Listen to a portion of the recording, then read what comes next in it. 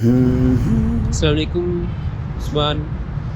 قرآن مجید میں ہے سورہ بقرہ 2 آیت نمبر 195، آپ لوگ دیکھیں گے اس کی 195 نمبر آیت، اس میں ہے وَأَحْسِنُوا إِنَّ اللَّهَ يُحِبُّ الْمُحْسِنِينَ، اور احسان کا طریقہ اختیار کرو، بے شک اللہ تعالیٰ احسان کرنے والوں کو پسند کرتا ہے۔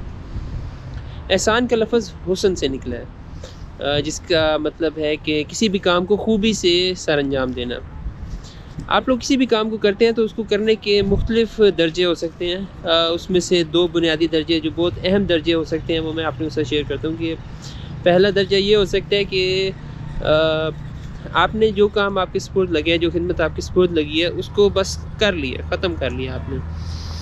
دوسرا درجہ یہ ہے کہ آپ نے اس کو خوبی کے ساتھ سر انجام دیا ہے، اپنی تمام قابلیتیں اور وسائل اس کے لیے استعمال کر لی ہیں، اور دل و جان سے اس کی تکمیل کے لیے آپ نے کوشش کی ہے۔ پہلا درجہ محض اطاعت کا درجہ ہے، اس کے لیے تقوی اور خوف کافی ہو جاتے ہیں، لیکن دوسرا درجہ احسان کا درجہ ہے، اس کے لیے محبت اور گہرا قلبی لگاؤ ہونا بہت زیادہ ضروری ہے۔ آپ لوگ یوں بھی کہہ سکتے ہیں کہ احسان بہت ہی اعلیٰ درجے کی اطاعت کا نام ہے۔ تو یہ میری طرف سے تھا ابھی آج کے لیے۔ جزاکم اللہ خیر۔